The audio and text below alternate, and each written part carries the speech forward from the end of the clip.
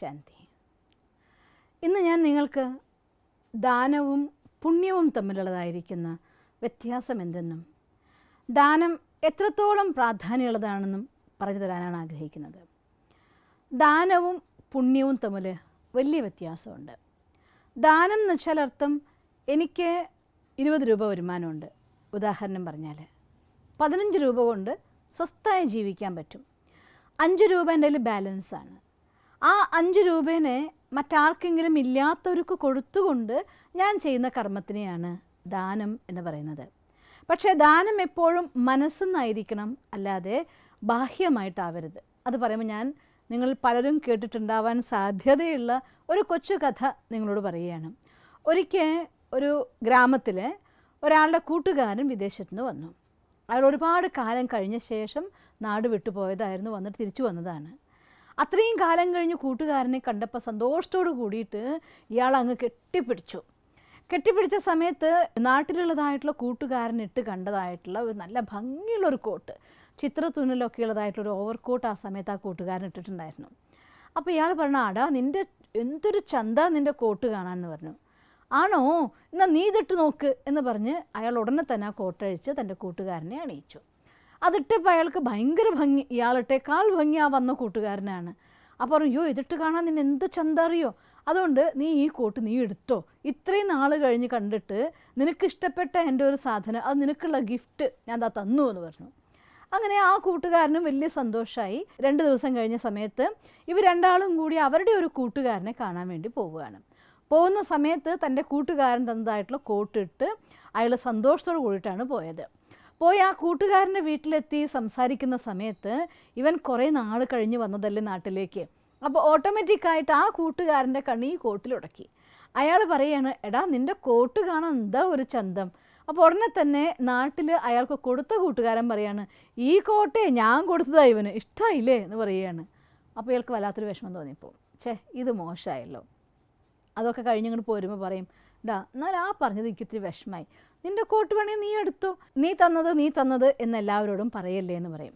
ഇത് കേട്ടപ്പോൾ മറ്റാൾ പറയും, അയ്യോടാ ഞാൻ അതൊന്നും വിചാരിച്ചതല്ല, നമ്മൾ കൂട്ടുകാരല്ലേ, ഞാൻ അവനോടായതുകൊണ്ട് പറഞ്ഞതാണ് എന്നൊക്കെ പറഞ്ഞ് അങ്ങനെ അവരവിടെ നിന്ന് പോകും.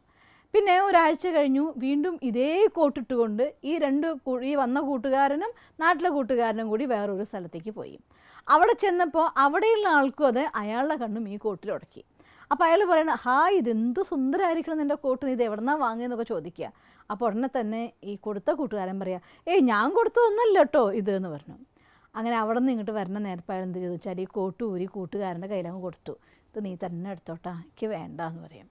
എന്നുവെച്ചാൽ കൊടുക്കുക എന്ന് വെച്ചാൽ അർത്ഥം നമ്മുടെ മനസ്സിനാണ് കൊടുക്കണ്ടേ, അല്ലെങ്കിൽ ആ സാധനം കൊടുത്താലും കൊടുത്തില്ല എന്നർത്ഥം. ഞാൻ പലപ്പോഴും കാണാറുണ്ട്, ചിലർ ഒരു ഗിഫ്റ്റായിട്ട് ഒരു വീട്ടിലേക്ക് എന്തെങ്കിലും ഒരു സാധനം, അല്ലെങ്കിൽ നമ്മുടെ കൂട്ടുകാരന്മാർക്ക് എന്തെങ്കിലും സാധനം, കൂട്ടുകാരിക്കൊക്കെ ഒരു സാധനം കൊടുക്കും.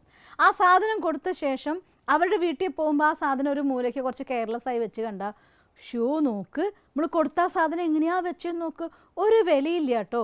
എന്നുവെച്ചാൽ സ്വാഭാവികമായിട്ട് നിങ്ങൾ കൊടുത്തിട്ടില്ല എന്നർത്ഥം. ആ വീട്ടിൽ പല സാധനങ്ങളും കെയർലെസ് ആയിട്ട് വെച്ച് കാണും, അതിലൊന്നും നിങ്ങളുടെ കണ്ണ് ചെന്ന് ഉടക്കിയില്ലല്ലോ. നിങ്ങൾ കൊടുത്ത സാധനം കെയർലെസ് ആയിട്ട് വെച്ചു, അതിലല്ലേ കണ്ണ് ചെന്ന് ഉടക്കിയിട്ടുള്ളൂ. എന്ന് വെച്ചാൽ എന്താ അർത്ഥം, അത് നിങ്ങൾ കൊടുത്തിട്ടില്ല, ഇപ്പോഴും അത് നിങ്ങളുടെ സ്വത്ത് തന്നെയാണ് എന്നാണ് അർത്ഥം. അതുകൊണ്ട് ദാനം എന്ന് വെച്ചാൽ അർത്ഥം അത് ഹൃദയത്തിൽ നിന്നാണ് കൊടുക്കേണ്ടത്. ആ 5 രൂപ ദാനം കൊടുക്കുന്നതാണെങ്കിലും അതെല്ലാം നമ്മൾ എന്ത് സാധനം കൊടുക്കുകയാണെങ്കിലും കൊടുക്കുമ്പോൾ നമ്മുടെ ഹാർട്ടിൽ നിന്ന് കൊടുത്താൽ മാത്രമേ അത് കൊടുക്കലാവുള്ളൂ. പറയുന്നത് വലത് കൈ കൊണ്ട് കൊടുത്ത ദാനം ഇടത് കൈ അറിയരുതെന്നാണ്. ഗുപ്തദാനം മഹാപുണ്യം എന്നൊക്കെ പറയും. അതിലും കൂടി ഞാൻ പറയുകയാണ്, പുണ്യം കുറച്ചുകൂടി ആഴത്തിലൊരു കാര്യമാണ്. ഉള്ളതിലൊരു സാധനം നമ്മൾ കൊടുക്കുമ്പോൾ, എക്സ്ട്രാ സാധനം ഞാൻ കൊടുക്കുമ്പോൾ അത് നമ്മൾ ദാനം എന്ന് പറയും.